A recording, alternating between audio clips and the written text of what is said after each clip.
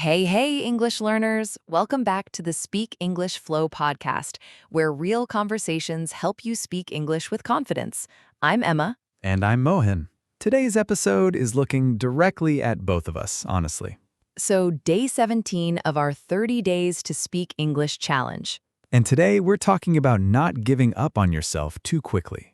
This is for anyone learning English, but honestly, it's for anyone building anything slowly. A skill, a habit, a bit of confidence. Something that keeps taking longer than you hoped. Honestly, we're not going to pretend progress feels good every day. Some days it's slow. Some days you doubt yourself for no clear reason. Some days quitting sounds like the most sensible idea you've ever had. Very sensible, very calm about it too. Very suspiciously calm. So today we'll talk about the moment right before someone gives up and why that moment might not deserve the final word. Let's get into it properly. Before we start, a small thought. Keep going. A muscle doesn't grow from one huge, painful workout. It grows from showing up, even on the light days, again and again. English is exactly the same. Exactly. So if this 30-day challenge is your version of that, subscribe to Speak English Flow, and let's keep showing up together, one small day at a time. And tell us in the comments where you're listening from today. It genuinely means something to us. It really does. Okay, let's talk about this properly. Let's go. So let's start with that comment. Maybe I'm just not built for this. Where does a thought like that even come from? Honestly, it doesn't usually show up first. It shows up after something. After what for you? Last year, I answered a phone call in English for my part-time job. I stumbled over 2 words, got flustered, and hung up feeling terrible. And then what did your mind say? You're just not good with people. Not that call was hard. The whole verdict, immediately. That's your inner critic, the harsh little voice inside your head that judges you before you've even seen the full picture.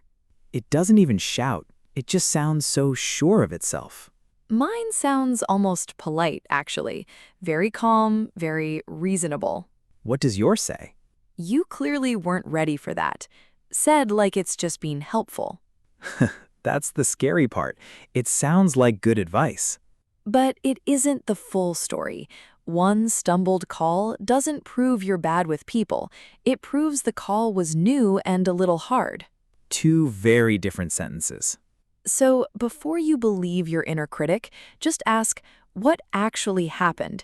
Not, what horrible thing does this prove? I stumbled is something I can work with. I'm hopeless isn't a plan. It's just a locked door. Okay, next. What about when you're actually trying and it still doesn't feel like enough? That's a different kind of pain, honestly. I studied for weeks once before visiting a country where I barely spoke the language. Vocabulary lists, phrases, all of it. And then?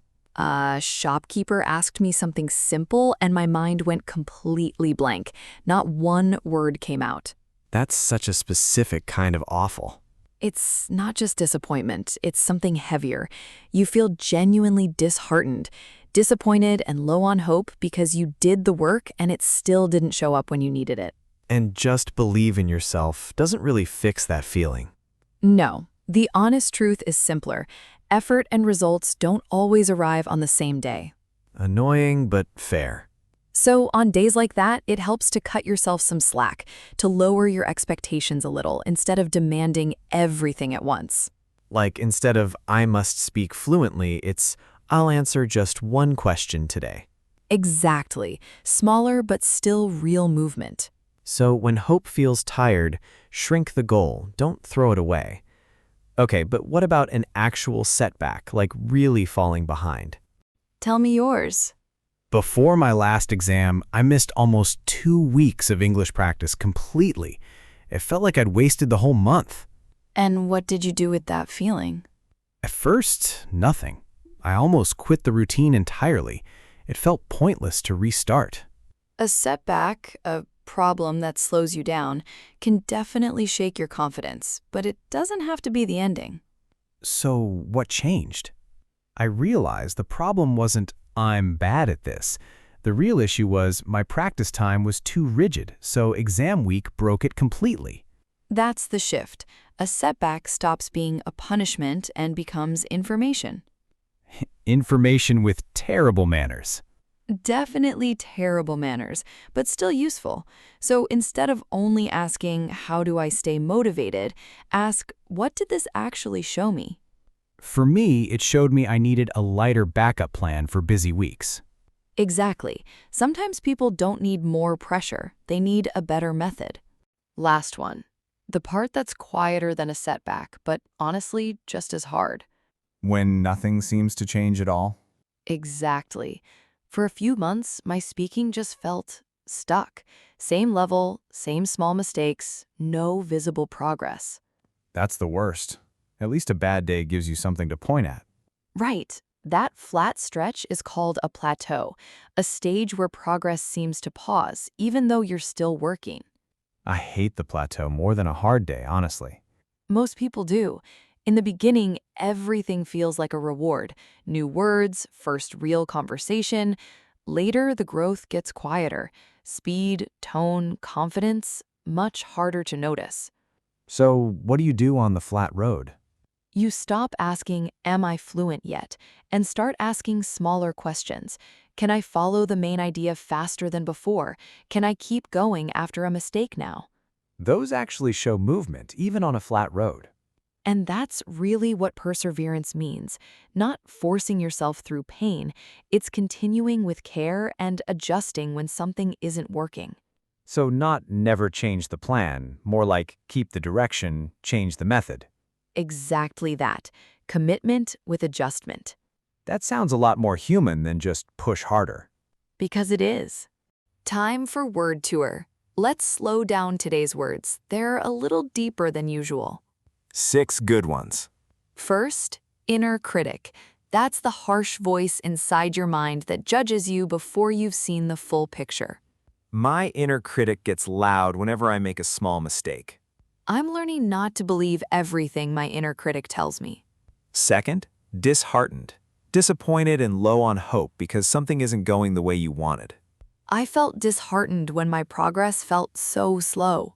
Many learners feel disheartened after one difficult conversation. Third, cut yourself some slack, to be a little less harsh on yourself, to lower the pressure you put on yourself. You've had a hard week. Cut yourself some slack. I'm trying to cut myself some slack instead of expecting perfect English every day. Fourth, setback.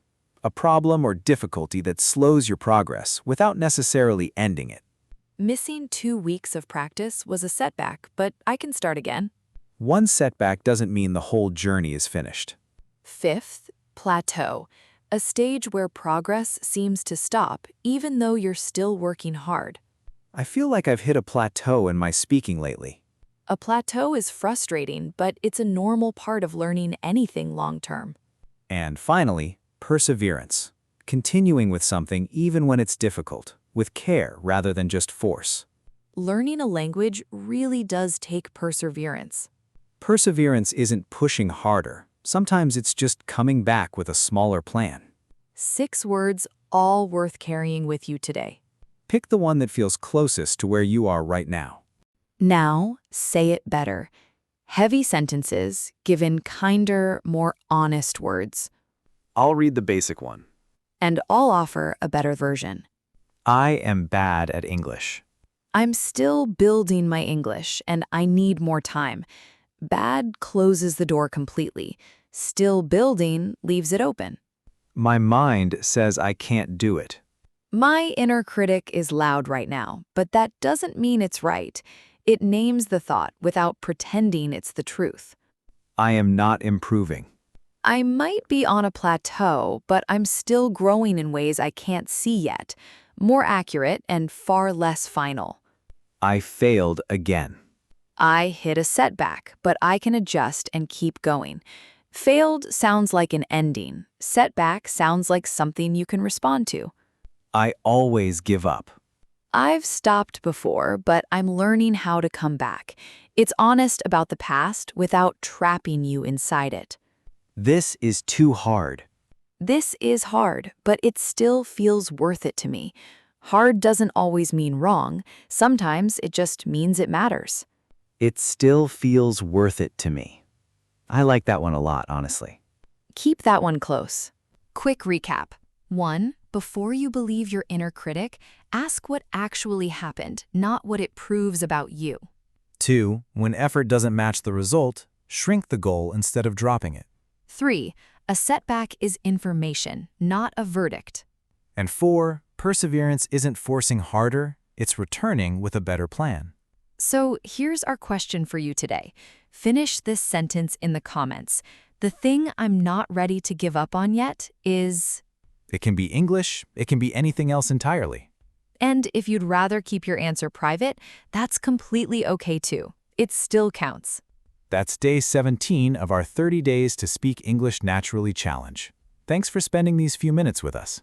If today's conversation stayed with you, don't rush to forget it. Sometimes the smallest shift in the way we speak to ourselves creates the biggest change. If you enjoyed this episode, leave a like, subscribe, and share it with someone who's learning English too. Your support helps us create more conversations like this. And you've been listening to the Speak English Flow podcast.